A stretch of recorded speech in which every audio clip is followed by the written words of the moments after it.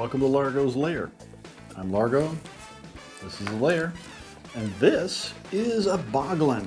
What's a boglin, you may ask? Well, it is a foam rubber puppet that was kind of big in the late 80s for a minute. It was designed by people who used to work with Jim Henson, and it's kind of cool, kind of weird, kind of ooky kooky. Hanging out with my buddy Bill over at Weird Fantastic Toy Adventures is rubbed off, and now I'm finding that in my toy collection, the weird and fantastic is starting to creep in. Started with some of the Universal monsters and things like that, and then the Headless Horseman, which was really fun, and now a boglin.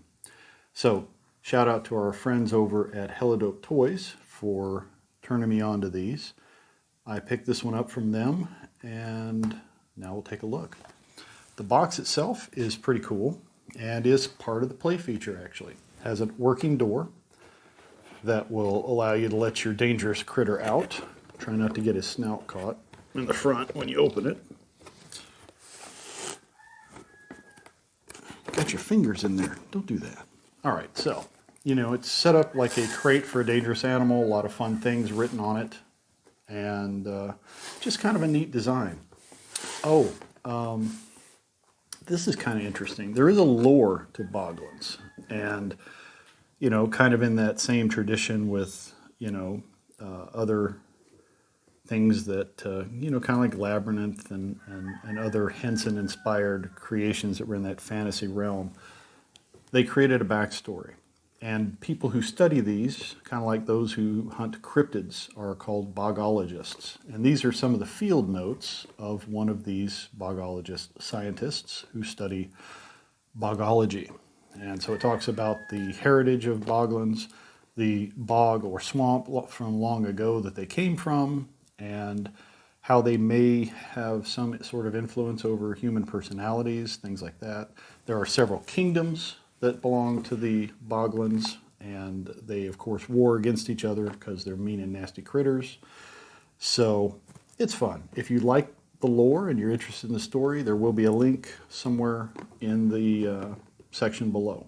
So one other neat feature of the box, other than holding and protecting your boglin or protecting you from the boglin, is a hole underneath that you put into it, so that you can actually work the boglin from inside of his box. Now, it's obviously meant for hands that are a little smaller than mine, but once you get in there where you want to be, you can manipulate his mouth, you can find the lever and move his eyes back and forth. Hubba hubba, hey, hey, hey.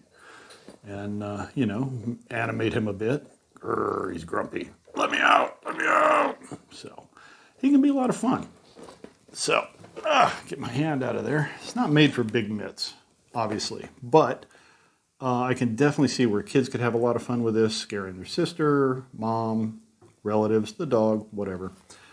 But for me, as an adult collector, where does this guy fit in? So that's a good question. Let's get him out of the box and see how he works with some of the toys that I collect and how we might use him in some toy photography.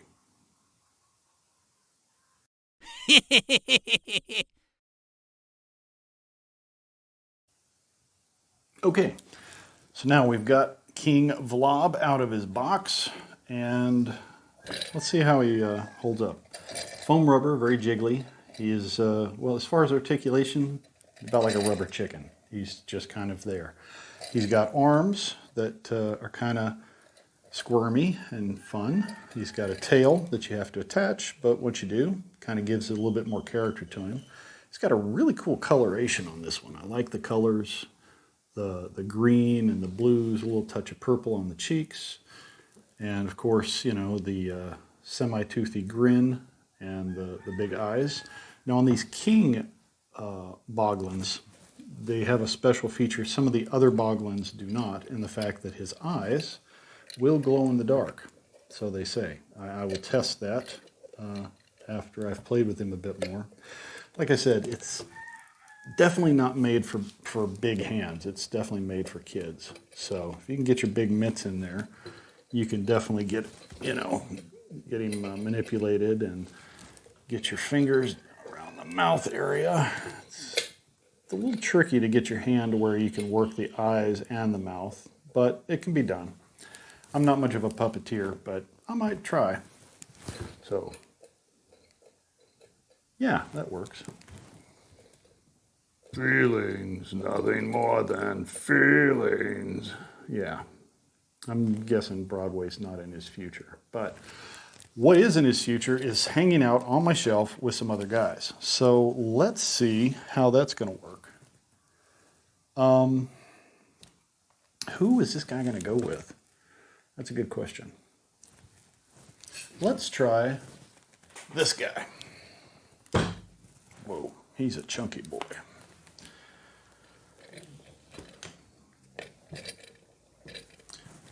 Do you often suffer from internet trolls?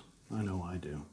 That's why you need a Boglin, because Boglins are great for beating up on internet trolls. Maybe, I don't know. But I could definitely see these guys hanging out on the shelf together. They, they're both kind of fun in that medieval fantasy sort of way. They could be friends, they could be allies, they could, both try to eat you on a Wednesday. So that's a possibility. I might try putting some stuffing in him to kind of give him shape when I don't have a hand in him, so that when I have him on, the shelf or doing some toy photography, we can use him more like an action figure than rather a puppet. So that's kind of where my head's at on that. So could definitely see him going with some big, hunky, chunky Mythic Legions type critters. Very, very possible to work with that on the shelf. You hang out down there. If you're more of a kaiju fan, I have a Xenozilla from our buddies at Resurrection Toys, and these could definitely hang out on the shelf together. I could definitely see a kaiju battle in a small city with these two going at it. So, yeah, that's a possibility. Or maybe a Power Ranger. He's more of a Power Rangers type villain, but I'm not a Power Rangers guy. I do have some RoboForce, so him and Wrecker could definitely go at it and wreck the city, or maybe just go out for beers. I don't know. I don't know if robots drink beer. Bender does. So these guys could work together. Scale-wise, I mean, he's a monster, so scale's not really an issue. You can kind of go where you want to with it. You could definitely see these guys hanging out together. Of course, I can't do any kind of comparison without bringing Valiverse into it. So here we have the lovely Pandora hanging out on her new motorcycle. An unusual pairing for sure, but maybe she keeps him in the basement for fun and feeds swarm troops to him. I don't know. But yeah, we could try that. That's a possibility. Anything goes. So that might work. So you got possibilities. You could definitely find some stuff that will work with him, whether it's for toy photography or just putting a display on the shelf. He's fun. He's definitely fun to play with. He's very, he's definitely meant to be literally hands-on, to play with and hang out with, doing little skits or whatever.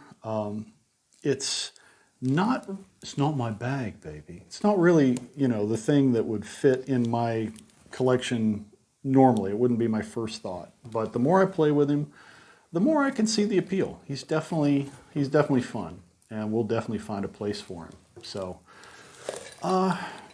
that's pretty much it. There's not a whole lot to review. He's not super articulated. He's just kind of floppy and goofy.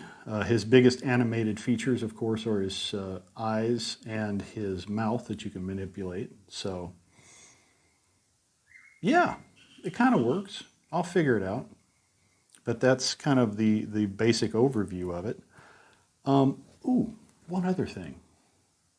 And this has been something that has been up and down the interwebs lately.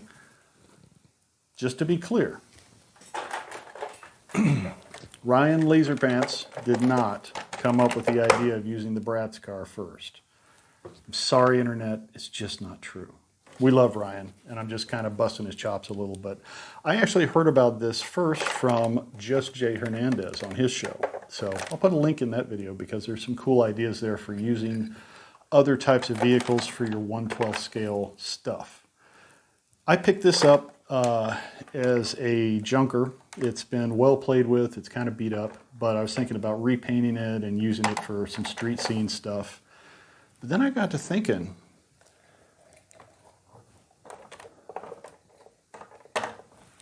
Boglin Mobile. Paint this thing up, kind of beat up, put some rust on it, maybe a little flames. What do you think, guys? I'm thinking Boglin Mobile. That's a thing. It's a thing. I just made it a thing. So that may be something that ends up in the Largo lair, is King Vlobb cruising in his Boglin Mobile. So all love to Laser Pants, just teasing. But that's kind of where we are with our Boglins. Would I recommend it? Yeah, they're fun. You could definitely have some fun with this. If you've got smaller kids, definitely pick up a couple of these to let them play. Gets the imagination going. For us older adult collectors, there are places he can definitely fit in toy photography or just putting in diorama, whether he's fighting other monsters or Conan or dinosaurs. It'll work. So thanks for checking him out with me. I'll let you know how we do on the Boglin Mobile. I think that's going to be a thing. So have a great day. I will be reviewing some other stuff in the near future. And you can always catch me over at Weird Fantastic Toys hanging out with my buddy Bill. And sometimes Will. And whoever else shows up in the chat. So enjoy.